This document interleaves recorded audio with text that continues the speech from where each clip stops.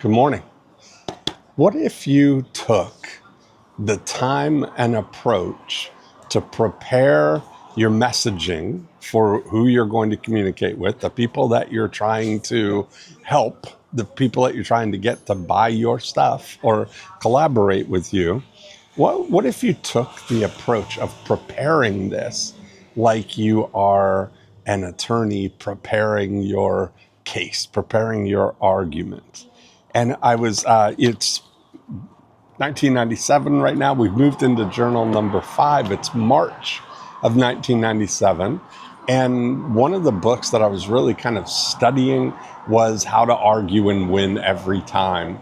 And it really got me into this thinking of preparing your case. And as I'm looking through these journals, and you'll see some as we come into future journals, but I really started this process of deeply thinking with my pen in my journal about the person that I'm trying to communicate to. So here on page 10, journal number 5, I wrote the question, what is the secret for getting listings? Because remember, I was talking about focusing on a single thing. So my days were deeply invested in trying to figure out how to apply what I'm learning to the real estate market. But this would apply to anything. What is the secret for getting new deck builds or new lawn customers or whatever it is that your business is? If you just think that, what's the secret for getting this? And I would go through kind of a 6-part process. And the first is I would write the question, what reasons would people have to sell their homes? Like I start thinking about what's going to trigger this for people. And this could be for anything that you're doing there. But on this situation, what reasons would people have to sell their homes? Well, maybe they're going to buy a bigger home, or they're going to build a better one, or they're going to buy in a prestigious area. They've always wanted to live in a particular neighborhood, or buy a luxury home or a lakefront home, or they're moving out of town. They're going to move to another town or relocate.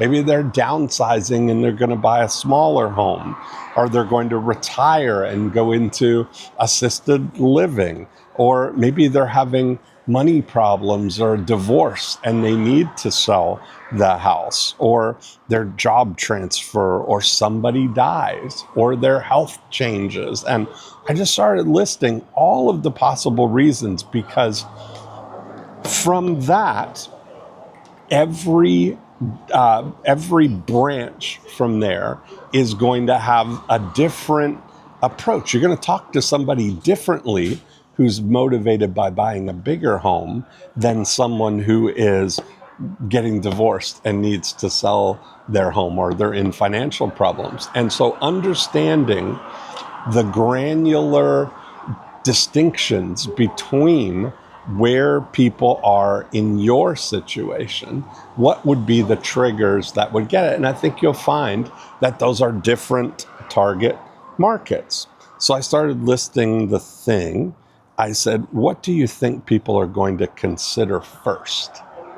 And so I think about that. If you look at your situation, what are people going to consider first? And so for me, I thought they're going to consider buying the house they want before they even think of getting rid of the one they have. It's not going to be a motivation to just sell this house. I think the primary driver for it is going to be that it's moving towards the new house that they want. They want that lakefront house, or they want the house in the country, and selling the house that they currently have is only going to be the mechanism that gets them into what they're really looking for. So then I start thinking, number 3, what methods could I use to contact these people? So I'm circling the wagons around your market here. So around the market here.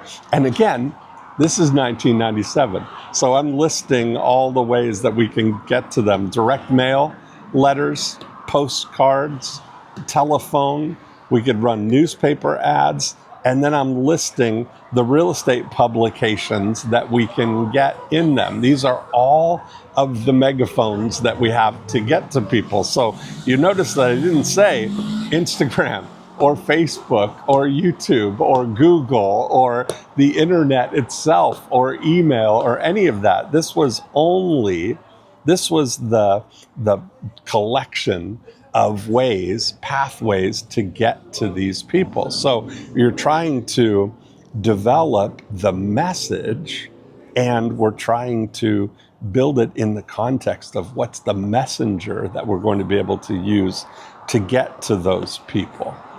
Now I start looking at what are the best methods used right now. So look in your industry and look in your things and say, what are the best ways that other people in my business are using to get people? So if I think about what were other realtors doing to get listings, like the common things is expired.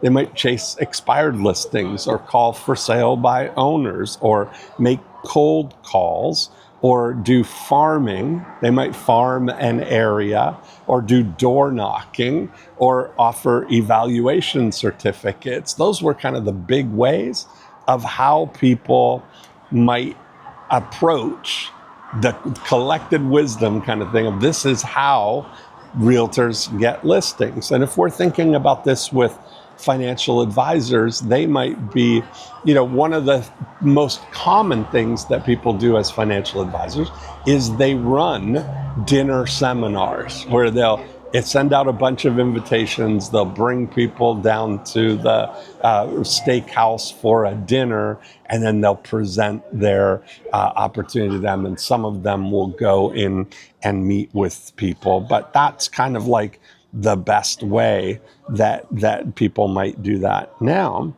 Then that opens up to ask yourself innovatively, what are some new ideas that we could use here? And so I started listing things, like I started thinking outside of the box here. And I thought, what if we processed around other listings, around homes that have just sold? And you'll see as we come forward, I actually created a whole program called The Listing Next Door, which was designed around approaching the 20 homes right around a house that just sold.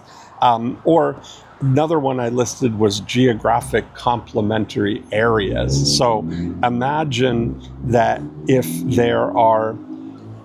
you have a listing in a area that somebody would be super happy to live in or aspire to move up to, is not just, hey, you want to sell your house, but start marketing those homes to geographically complementary areas. Where are people moving from townhouses to a particular detached home neighborhood, or from condos or apartments into starter homes or townhomes? Telephone research survey. That was that was how I started my career, actually, was doing a telephone research survey, not calling to get listings, but calling to status people in my neighborhood. I would call them up. I would just ask 5 questions. I would say, Mr. McQuaig, it's Dean Jackson calling from Royal LePage. We're conducting an area market survey. I wonder if you'd have just a minute to be included. And usually they'd say no. And I'd say, it's just 5 questions, 1 minute, I promise. And then they would say yes. And that, of course, was using rejection and retreat from Robert Cialdini's Weapons of Influence. They said no. I just retreated to a softer thing. It's only 1 minute, 5 questions, I promise. And then I would just go through and ask them, have you lived in your home or in Georgetown for more than 5 years? Or how many years in your current home? And where did you live before you moved to Georgetown? And how did you happen to choose Georgetown? And if you were to move, would you stay in Georgetown or would you move out of the area? And when would that be? That was it. That was the questions. And I would go through and I would record people's answers so that every time I called 100 people, I not only would have people who were looking to sell their house right now, but I also have a record of the people who were friendly and who said at some point that they had an idea of where they were going to move, even if it was 2 or 3 years from now. So that was taking the long game there. So thinking through, what are some new ideas that you have that could approach your market? Then I started making lists of what kind of things could they possibly want to know? What is the conversations going on in their head right now? Somebody who's thinking about selling their house probably wants to know, well, how much is my house worth? Because that's going to help them solve the equation of how much is it going to cost me to move into this new house. Or they might be thinking, what do buyers look for in a new home now? Or they might be thinking, how can I prepare my house for sale? How much is it going to cost me to move up? Doing the calculations. If you can get help them answer the questions that are rolling around in their mind, that's going to prepare the way for them to now do business with you. If they're thinking about getting a deck, they're probably thinking, well, how much do decks cost? How much is it going to cost? What are my options? Is it better to get wood, or is it better to get these fiber decks that I've been hearing about? Or, all of that stuff, when you start thinking through from the mind of your prospect, that kind of thinking process is going to give you the raw material to be able to really speak to those things and create the best ads that you can that will attract all the prospects that you need. I got a funny email the other day from Rick. It says, Dean, question. Are you saying you can teach me to make fat stacks by hanging out at a pub, drinking coffee like you? And I laughed to myself because I was thinking, yes, I can do that. That's what I do. Is the funny thing, what I really realized is that every idea that I've had, every dollar that I've made over the last 30 years has gone through my brain, through my pen, onto a piece of paper in my journal before it went out into the real world. And if I can turn people onto that activity as a driver for what to do, what to think about, what to ask yourself to draw out, what the next most valuable action is for you, and how to find the most profitable things that you can install in your business, I'm all for it. So this Friday at 1 p.m., I'm going to do, for the first time, a 50-minute profit finder workshop. And you're going to join me live on Zoom, and we're going to go through a 50-minute exercise. Bring your pen, bring a notebook or piece of paper, and I'm going to guide you through a thinking process that will help you identify where the lowest hanging fruit is in your business, and maybe some fruit that you didn't even know was there, but I'm going to show you where to look for it. So it's free. It's for you. It's Friday at 1 p.m. this Friday. Just watch.